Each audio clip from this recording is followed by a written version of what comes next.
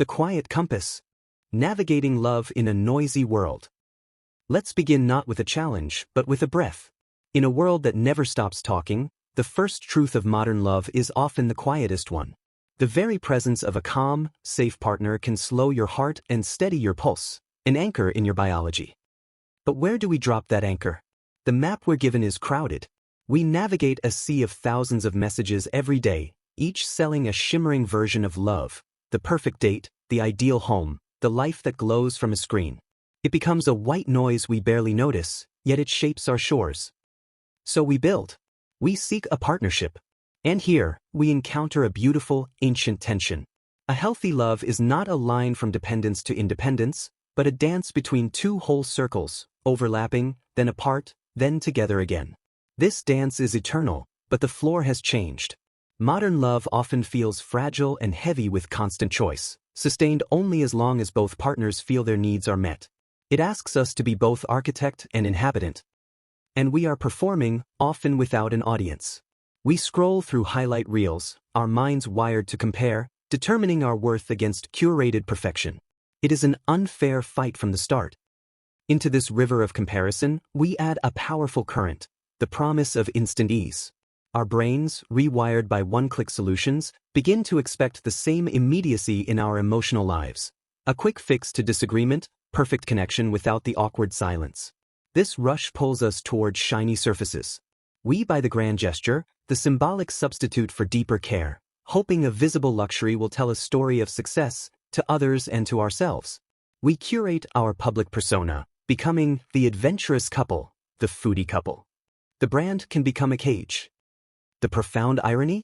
We know, in our bones, that the memory of getting lost on a hike together will outlast the shine of any new device. Experiences shared forge the deepest bonds. Yet the pressure to possess is so much louder. So, how do we find our way back? We return to the edges of our own circle, to independence. The ability to maintain your own identity, rooted and strong, even in the closest proximity to another, is what allows the relationship to bend without breaking. This requires deliberate solitude, the kind that refills your creativity and peace, allowing you to return to your partnership not depleted, but offering the gift of a full person. From this fullness, we make better choices. We see the spiral for what it is, the new sofa making the rug look shabby, the new lifestyle demanding a new income. We step off the treadmill. We choose dependence wisely, moving from clinging need to secure attachment. So nice, no? A team of allies who confidently rely on each other because they know they are both capable. This security quiets the noise. A calm, safe emotional state is the only soil in which rational, long-term decisions for us can grow, not anxious reactions for them. We begin to redraw the map entirely. We question the scripts. The idea that love must fit a standardized, linear life course, education, career, marriage, house, is a recent blueprint, not a sacred text. The historical roles we inherit are constructs, not commands. You get to design your own life. As we sand away these old layers, we make space for a profound truth. The greatest partners are like sculptors for each other, not by imposing a shape, but by gently chipping away the excess stone of fear and expectation, helping each other emerge closer to their ideal selves. In this space, true connection lives. It is built not on grand gestures, but on a cascade of micro-moments. A touch, a smile, a shared glance, a constant, gentle turning toward one another. And what is released in these moments? It is the same anchor from the beginning, now felt chemically, the bonding hormone that flows from simple, consistent contact. It is the biology of the quiet breath. This is the foundation. But a house needs a blueprint. How do we build a shared space that withstands the weather? We must realize that only a tiny fraction of our communication is the words we say. The rest is a symphony of tone and body language. To truly listen, then, is to create a neurological safe space, calming the brain's alarm centers and engaging empathy. Yet, we often prepare our defense instead of our reception. We must learn to recognize the corrosive patterns, criticism, contempt, defensiveness, stonewalling, that are the architects of disconnection. Their antidote is deceptively simple, the small, consistent deposit of attention. A bid for connection met, again and again. This builds a surplus of goodwill, an emotional bank account that protects you during inevitable withdrawals.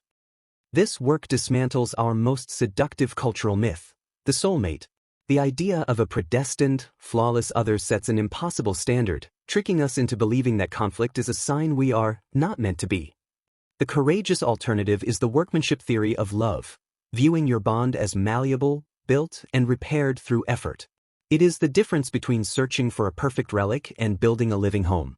The healthiest love makes you feel you are becoming more of who you are, not less. To do this work, we must defend our most precious resource, our shared attention. The constant, partial awareness we give to our devices fractures our focus and erodes our connection. The solution is to create small, tech-free rituals, a morning coffee, an evening walk, acts of cultural resistance that say, "Here, we are the priority." This focused, undivided attention is the compound interest of love. And within this sanctuary, conflict will arise. But see it not as a destructive fire, but as compost. It is not the presence of conflict that defines a relationship, but how it is managed. When anger floods the body with chemicals, making rational thought impossible, the wisest tool is a respectful pause. Yes. When you return, you frame the issue not as So me nice, versus no? you, but as us versus the problem. In close love, the Yeah. brain begins to process the partner's pain as its own. This neural empathy turns conflict into a shared puzzle. And every well-navigated disagreement doesn't just solve an issue, it broadens your capacity for joy and builds resilience for the future. This work requires an unshakable foundation, the relationship with yourself. If your emotions and sense of self are fused with your partner's, you will either seek to control them or disappear into them. True intimacy requires two solid I's to form a healthy we. This solidity is forged in self-compassion, treating yourself with the kindness you'd offer a dear friend. You cannot offer a calm harbor if your inner world is a storm of self-judgment. This inner peace is the only cure for the profound emotional loneliness that can persist even when someone is sitting right beside you. From this inner sanctuary, you can face the great modern illusion, the tyranny of endless choice. The paradox is that more options often lead to more anxiety, less satisfaction, and a maximizer mindset that has you always wondering if something better is the next swipe away. Commitment, then, is not the closing of a door, but the profound, active choice to walk through one chosen door, again and again. It is the decision to take your relationship off the market of constant assessment. In doing so, you make it priceless. An invested love has seasons. The initial romantic spring gives way to a necessary, power struggle summer, where fantasy dissolves to make room for something real.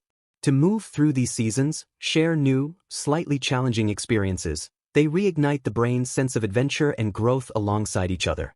And through all seasons, return to the silent, steady dialogue of non-sexual touch, the gentle tide of oxytocin that reinforces safety beneath the level of words. You are now the authors of your own story. Consciously craft a shared narrative of us that emphasizes resilience and teamwork. This is the folklore of your love, your strongest shield. At its core, the most enduring unions are built on deep friendship, mutual respect, enjoyment, and a fundamental knowing. To nurture this, you must also tend its wider ecosystem. Your social network, your chosen family, acts as a scaffold, supporting or straining your bond. The emotions and behaviors of those around you are contagious. Choose your ecology wisely. Protect it with gentle boundaries, not walls, but membranes that define what is for us and what is not. Guard fiercely against the everyday intrusions of technology, the technofrance that steals your glances and fragments your focus.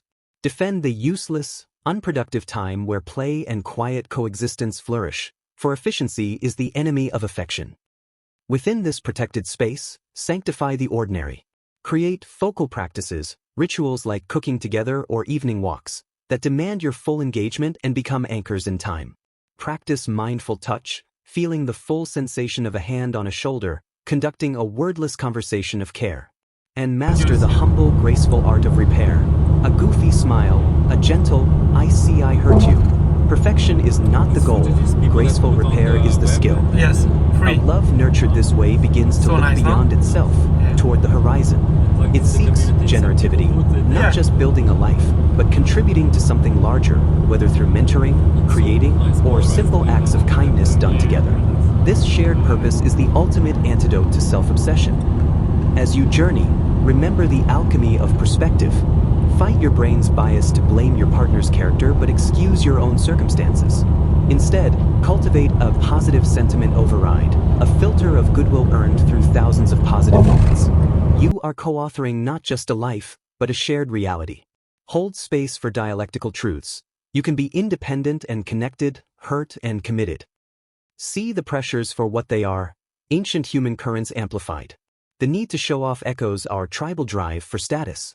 But deeper than that is the primal need for secure attachment, the biological imperative for a safe bond.